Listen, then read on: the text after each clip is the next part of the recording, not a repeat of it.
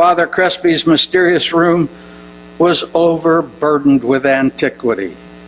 The room was overflowing with objects from the forbidden past.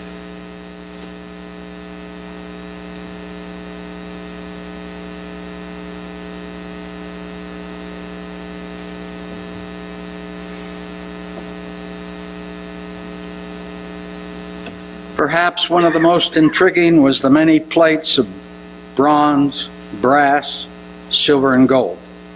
Many with strange inscription, hieroglyphic writing. Some were engraven with old world pictographs and symbols. Many were engraven and replete with engravings of animals, the elephant, the snake, the jaguar, wild beasts of every kind. Both the chariot and the horse were clearly etched into the metal. We spent the afternoon with FatherCrespi, Dr. Paul R.Cheesman, Newell Parkin, a banker from Bountiful, Wayne Hamby, an undergraduate student from Brigham Young University, and D. Craig Anderson, a Utah State University research associate and advisor in agriculture to the Ecuadorian government. He acted as our interpreter. In all my travels, this was to be one of the crowning experiences. I had never witnessed such an enormous and an amazing collection of artifacts. As I viewed Dr. Crespi's collection, my mind kept flashing back to the story of discovery of the subterranean world of Juan Maritz. Here they were, in front of me, plates, curios, antiquities, just as Maritz said were to be found in his subterranean world. I could touch, photograph, see them for myself. The artifacts, in our opinion, were real and genuine. This is the College of Sassalesino.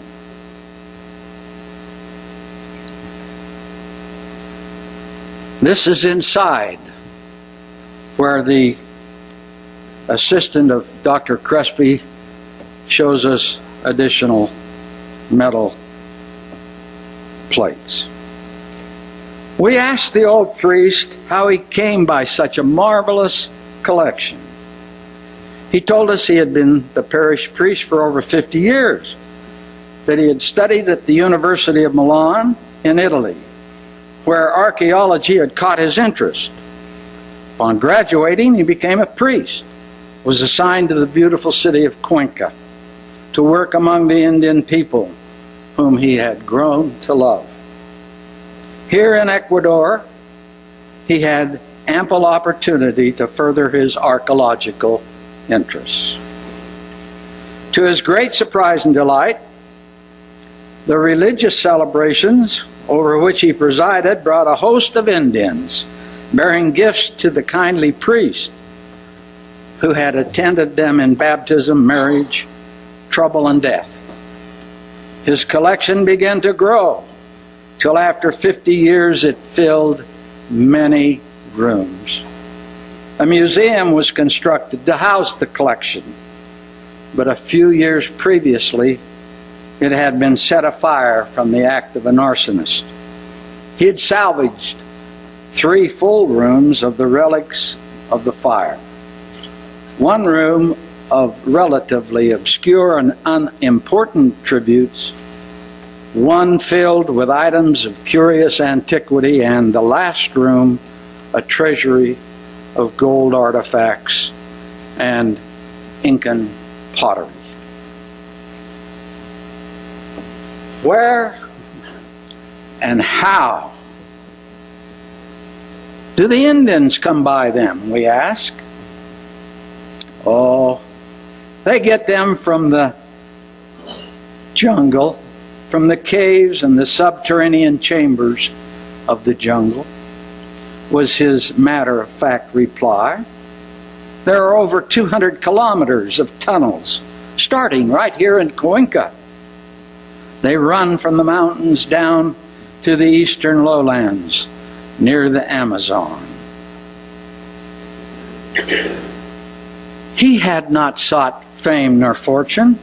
He was living in a relatively isolated part of the world, high in the Andes Mountains, in an obscure village.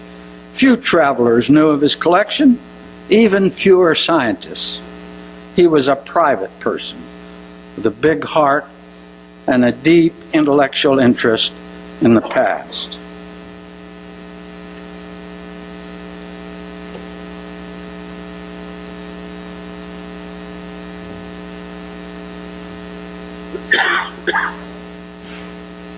Silver plates.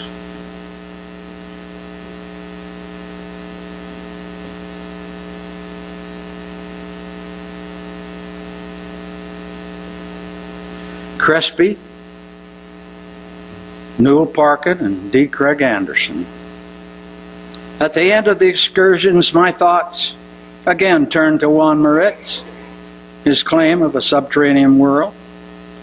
From the caves of the Amazon jungles and the highlands of the Andes, whispers the voice of an ancient people, long since buried, brought from the grave to the light of day because of a devoted Catholic priest who is loved by the Indians of his parish. Only as a side note, I believe that the case for elephants in the Americas past, as noted in the Book of Mormon, Ether 9, verse 19, has long since been proven by science. Nevertheless, if the pictures of elephant inscriptions on many of the Crespi plates and tablets are of concern to members of the audience, I take the liberty to present a photograph of a mastodon on display in the National Bank Museum in Quito, Ecuador. Having completed our day in the sun with FatherCrespi, so to speak, I was left to ponder the question of Apostle Mark E. Peterson. How much would an expedition into the Amazon jungle to photograph the ancient library of metal plates cost? Did Juan Moritz have a subterranean chamber? Surely the Crespi collection and his knowledge of the Indians of Ecuador supported the necessity of furthering our contact with Juan Moritz. It would become, that day would come at another day and another time. But that is another story awaiting another presentation. Our contact with the Crespi collection did not end. In December 1975, under the direction of Dr. R.Cheesman, who had been detained in Argentina on another project, I was asked to go to a meeting in which Juan Moritz did show. During that meeting, Mr. Moritz informed us of an expedition into the subterranean world that had been made by a British group of international explorers who were associated with the Royal Academy of Science. The president of the exploration was Neil Armstrong, the celebrated American astronaut.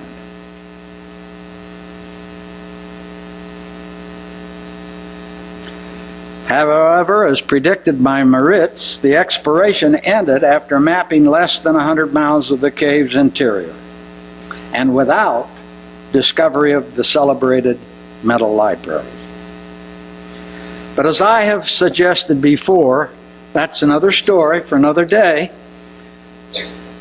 After the meeting with Moritz, I accompanied several companions to Cuenca to view the Crespi collection for a second time. We were told upon arrival at the the church that Crespi was dead and that the collection was no longer accessible. We subsequently learned that Crespi was in fact only deathly ill, but would recover and live for 3 more years. The curator of the local museum suggested that the government had intercepted a shipment of artifacts on their way to Rome. The situation was tense. At that very moment, as I was in Cuenca, Dr. R.Cheesman was informed by Dr. Warren Cook of Castleton State College in Virginia that their appointment to photograph the collection had been canceled. We have since learned that FatherCrespi was denied access to his collection from that date until the time of his death. The chronology is as follows.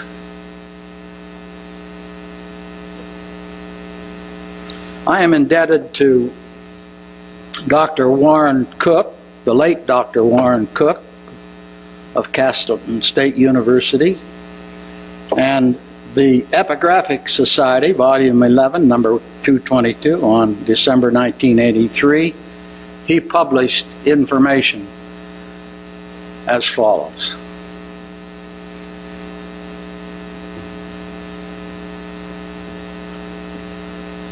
In June 1981, Dr.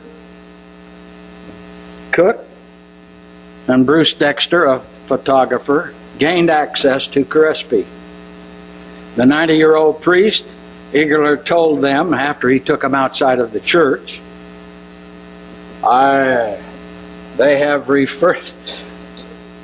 have stolen my collection. Specialists were appointed to separate the wheat from the shaft.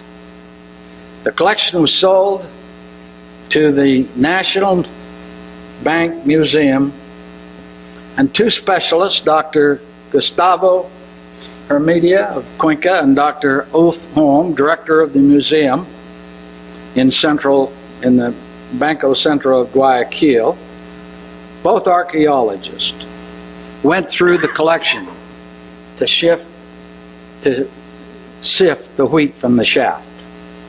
Some 800 pieces of ceramics, 8,000 pieces of ceramics, including hundreds of truly superb examples, were transferred to the museum for catalog and display. They judged worthless all of the metal and rock artifacts which made up the bulk of the collection, insisting that metal plaques with old world figures were only worth melting down.